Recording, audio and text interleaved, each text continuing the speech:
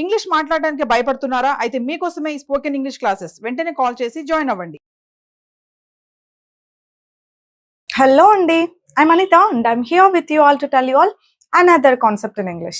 ఇంగ్లీష్లో ఇవి విన్నారా అండి? హ్యావ్ బిన్, హ్యాస్ బిన్, ఇవి ఎలా యూస్ చేయాలి, దీన్ని యూస్ చేసి సెంటెన్సెస్ ఎలా ఫామ్ చేయాలి, వాటి మీనింగ్ ఏంటి అని ఈరోజు మనం తెలుసుకుందాం. వన్ బేసిక్ యూసేజ్ ఆల్మోస్ట్ మనకందరికీ తెలిసింది ఏంటంటే హ్యావ్ బిన్, హ్యాస్ బిన్ అని యూస్ చేస్తూ ఐఎన్జి ఫామ్ యూస్ చేస్తాం. అది ప్రెసెంట్ పర్ఫెక్ట్ కంటిన్యూస్ టెన్స్ అని చెప్పి మనం నేర్చుకొని ఉంటాం. ఆల్మోస్ట్ చాలా మందికి తెలుసు ఇది. నేను ఈ యూసేజ్ చెప్పినప్పుడు చాలా మందికి వస్తున్న డౌట్ ఏంటంటే ఐఎన్జి ఫామ్ యూజ్ చేయాలండి అని చెప్పుంటాం, అవునా?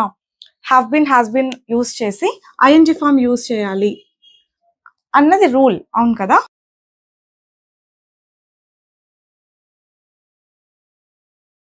ఈ ఐఎన్జి ఫామ్ యూజ్ చేస్తే దీని మీనింగ్ ఏంటంటే, see I have been learning English for the past 8 years.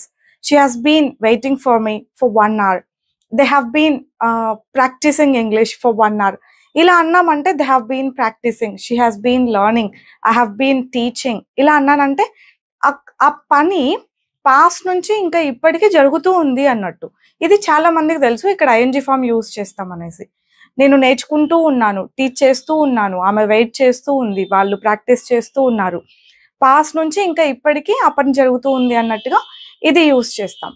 ఇది నేను చెప్పినప్పుడు ఇంకా ఇంకొక డౌట్ వచ్చింది ఏంటంటే చాలా మందికి, మరి ఇలా కూడా అంటూ ఉంటారు కదా, షీ హాస్ బీన్ ప్రమోటెడ్ అని అంటాం కదా, అంటే అక్కడ V3 కదా మనం యూజ్ చేసింది. అప్పుడు దాని మీనింగ్ ఏంటి?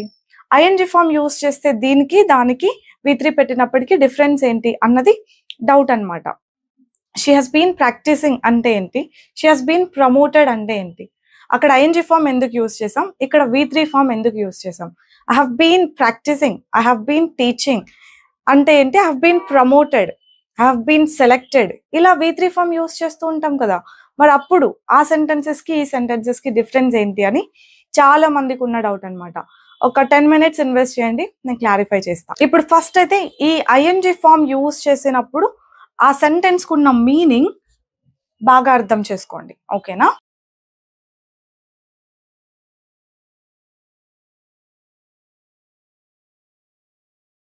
ఈ సెంటెన్స్ బాగా గమనిస్తే I have been teaching since 2017 అంటే 2017 నుంచి నేను టీచ్ చేస్తూ ఉన్నాను. 2017 పాస్ట్ కదా, అప్పటి నుంచి ఇంకా ఇప్పటికీ నేను ఒక పని చేస్తూ ఉన్నాను, ఈ పని చేస్తూ ఉన్నాను అన్నట్టు ఈ మీనింగ్ వస్తుంది.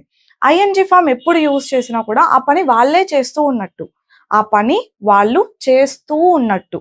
Okay, she has been waiting for me since morning. ఆమె నా కోసం పొద్దున్నుండి వెయిట్ చేస్తుంది. She has been waiting for మీ.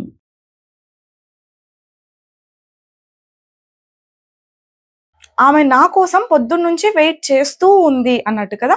పొద్దున అంటే పాస్ట్, అప్పటి నుండి ఇంకా ఇప్పటికీ ఈ పని జరుగుతూ ఉన్నట్టు అన్నట్టు చెప్పడం మర్చిపోయాం. మీకు ప్రొనౌన్ కాంబినేషన్స్ తెలుసు కదా, హ్యావ్ బీన్ తో ఏ ప్రొనౌన్స్ వాడాలి, హ్యాస్ బీన్ తో ఏ ప్రొనౌన్స్ వాడాలి అని. ఐ, వి, యు, దే ఈ ప్రొనౌన్స్ వచ్చినప్పుడు హ్యావ్ బీన్ యూజ్ చేయాలి. షీ, హీ, ఇట్ వచ్చినప్పుడు హ్యాస్ బీన్ యూజ్ చేయాలి. వర్బ్ ఐఎన్జి ఫామ్ లో ఉండాలి, ఇది మస్ట్ అన్నమాట. ఇక్కడ మనం ఎప్పుడు I have been, you have been, you, they have been ఇట్లా ప్రొనౌన్స్ పెట్టి యూజ్ చేయం. ఒక్కొక్కసారి మనం పేర్లు కూడా పెడుతూ ఉంటాం. అప్పుడు ఎట్లా అంటే ఇప్పుడు మా చెల్లి 4 years నుంచి ఐటీలో వర్క్ చేస్తూ ఉంది అని చెప్పాలనుకోండి. మా చెల్లి అంటే షీ కదా, హ్యాస్ బీన్ రావాలి కదా. సో నేను మా చెల్లెలు అని మెన్షన్ చేసినా కూడా నేను హ్యాస్ బీన్ అనే యూజ్ చేయాలన్నమాట. My sister has been working in IT for 4 years.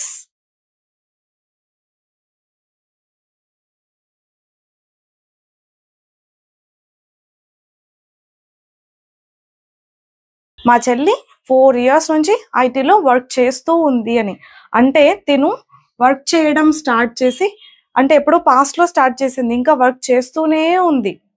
పాస్ట్లో స్టార్ట్ అయ్యి ఇంకా కంటిన్యూ అవుతూ ఉంటే మనం ఇలా యూజ్ చేయాలి, అవునా? హ్యావ్ బీన్, హ్యాస్ బీన్ అని యూజ్ చేసి. మనం ప్రతిసారి ప్రొనౌన్సే యూజ్ చేయము అని చెప్తున్నా. We don't always say they అని.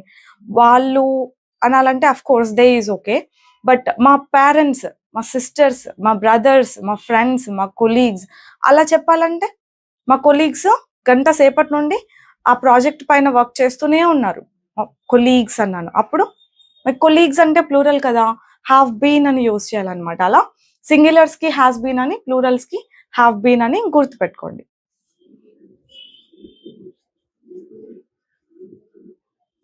ఇది కూడా ఇంపార్టెంటే, ప్రతిసారి మనం ప్రొనౌన్సే యూజ్ చేయం, నేమ్స్ కూడా పెడుతూ ఉంటాం. రమ, గీత ఇలాంటి పేర్లు పెట్టినప్పుడు కూడా రమ పొద్దున్నుండి వంట చేస్తూనే ఉంది, పొద్దునుంచి వంట చేస్తూనే ఉంది. అప్పుడు Rama has been cooking since morning అంటే పొద్దున్నుంచి రమ వంట చేస్తూనే ఉంది. Are you observing that we are using ING forms here? ING form use చేస్తున్నాం. ఇది బాగా అర్థం చేసుకోండి. ఈ పనులు వాళ్ళే చేస్తూ ఉన్నారు. ఈ పనులన్నీ కూడా అంటే వర్క్ చేయడమైనా, వెయిట్ చేయడమైనా, టీచ్ చేయడమైనా, కుక్ చేయడమైనా వాళ్ళే చేస్తూ ఉన్నారు, పాస్ట్ లో ఎప్పటి నుంచినో, ఇంకా ప్రెసెంట్ లో ఇప్పటికీ. ఇంకొక విషయం అబ్జర్వ్ చేశారా, నేను ఒక్కొక్క చోట సిన్స్ అంటున్నాను, ఒక్కొక్క చోట ఫర్ అంటున్నాను. సిన్స్ ఎప్పుడు యూస్ చేయాలి, ఫర్ ఎప్పుడు యూస్ చేయాలి, ఇది కూడా చాలా పెద్ద డౌటే అన్నమాట. ఏవో వినుంటారు డెఫినేషన్లు, స్టార్టింగ్ పాయింట్ ఆఫ్ టైం, ఏదో period of time, point of time అని. అట్లాంటివి వర్కౌట్ అవ్వవు, కానీ నేను ఇది క్లియర్ గా చెప్తాను, ఎప్పుడెప్పుడు సిన్స్ ఎప్పుడెప్పుడు ఫర్ అని నెక్స్ట్ క్లాస్ లో చెప్తాను. ఇప్పుడైతే ఐఎన్జీ ఫామ్ ఎప్పుడు, తర్వాత ఈ హ్యావ్ బిన్, హాస్ బిన్ తర్వాత V3 కూడా యూస్ చేస్తూ ఉంటాం కదా, అది ఎప్పుడు. ఇది ఒక్కటి క్లారిటీ వస్తే చాలు మీకు ఈ రోజుకి, ఈ పూటకి, ఈ వీడియోకి అట్లీస్ట్. ఇప్పుడు ఐఎన్జీ ఫామ్ ఎప్పుడు యూస్ చేయాలో అర్థమైందా? ఒక పని ఎప్పటి నుంచో ఇంకా ఇప్పటికీ చేస్తూ ఉంటే, వాళ్ళే చేస్తూ ఉంటే మనం ఐఎన్జీ ఫామ్ యూస్ చేస్తాం. ఇప్పుడు ప్రాక్టికల్ గా ఆలోచిస్తే మనం ఆర్డర్ చేస్తూ ఉంటామా వెబ్సైట్లలో. ఆర్డర్ చేసినప్పుడు your order has been placed అని వస్తుందా? మనం అట్లాంటివన్నీ చూడమా? చూడండి, your order has been placed.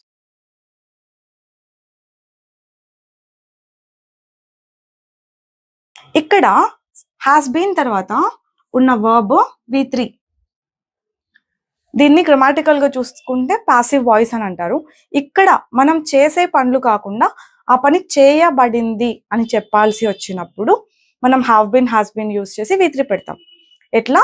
ఒక పని మనం చేసామని కాదు, ఇక్కడ ఈ పనులన్నీ మనమే చేస్తూ ఉన్నాం, కానీ have been, has been use చేసి V3 పెట్టాము అని అంటే ఆ పని చేయబడింది అని అర్థం.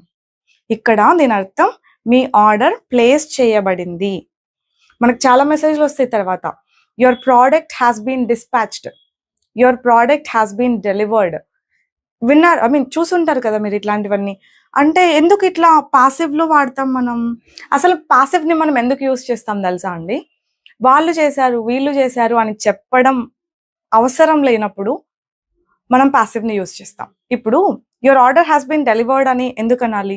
ఎవరో ఒక పర్సన్ డెలివరీ చేసి ఉంటారు కదా, ఆ పర్సన్ పేరు మెన్షన్ చేసి అతను డెలివరీ చేశాడు అని చెప్పొచ్చు కదా. అంటే అవసరం లేదు, ఎవరు ఒక పని చేశారు అని చెప్పడం అవసరం లేదు, ఏం పని జరిగింది అని చెప్పడమే అవసరం.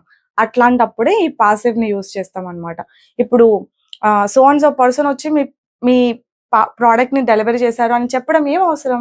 మీ ప్రోడక్ట్ డెలివరీ అయింది అని చెప్తే సరిపోతుంది కదా. అంటే అట్లా చెప్పడం తప్ప అంటే తప్పు కాదు, మనం దేనికి ఇంపార్టెన్స్ ఇస్తున్నాం అనేది చూసుకోవాలన్నమాట. ఏం జరిగింది అనే దానికి ఇంపార్టెన్స్ ఇస్తున్నామా, దెన్ యూజ్ పాసివ్. ఎవరు ఆ పని చేశారు అనడానికి ఎక్కువ ఇంపార్టెన్స్ ఇస్తున్నామా, దెన్ యూజ్ యాక్టివ్. ఇలా ఇప్పుడు దీనికి యాక్టివ్ సెంటెన్స్ ఎలా ఉంటుంది తెలుసా? So and so person has delivered your product అని ఉంటుంది. ఆ పర్సన్ ఎవరు మనం తెలుసుకోవాల్సిన అవసరం లేదు కదా, అందుకనే వాళ్ళు ఇలా పంపుతారనమాట, your order has been delivered అని చెప్పి. Your payment has been received అని మేము మామూలుగా మెసేజ్ చేస్తూ ఉంటాం. Your payment has been received, ఇది బాగా గమనించండి.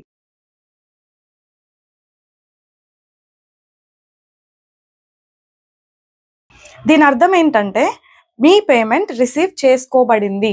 ఎవరు రిసీవ్ చేసుకున్నారు అని ఇక్కడ ఈ కాన్సెప్ట్ లో అవసరం లేదనమాట. ఎవరు రిసీవ్ చేసుకున్నారు అని, ఎవరు చేసుకొని ఉంటారు? నేనే చేసుకొని ఉంటా, లేదంటే అడ్మిన్ చేసుకొని ఉంటారు, ఆర్ ఎవరో ఒకరు రిసీవ్ చేసుకొని ఉంటారు. అట్లా మేము రిసీవ్ చేసుకున్నాం, అతను రిసీవ్ చేసుకున్నాడు అని చెప్పక్కర్లేదు, మీ పేమెంట్ రిసీవ్ అయింది. So your payment has been received. ఇలా ఉంటుందన్నమాట పాసివ్. అసలు ఫస్ట్ ఎందుకు వాడతాము పాసివ్ అన్నది క్లియర్ గా అర్థం చేసుకుంటే తర్వాత సెంటెన్సెస్ ఈజీగా అర్థమవుతాయి. ఎందుకు వాడతామండి? ఎవరు చేశారు అనేది అవసరం లేకుండా ఏం జరిగింది అన్నది మనం చెప్పాలనుకున్నప్పుడు మనం పాసివ్ వాడతాం. ఇంకొక ఎగ్జాంపుల్ చూడండి, you have been added to our group అని నేను మీకు మెసేజ్ చేస్తాం, మా సైడ్ నుంచి మీకు ఈ మెసేజ్ వస్తుంది, you have been added to our group.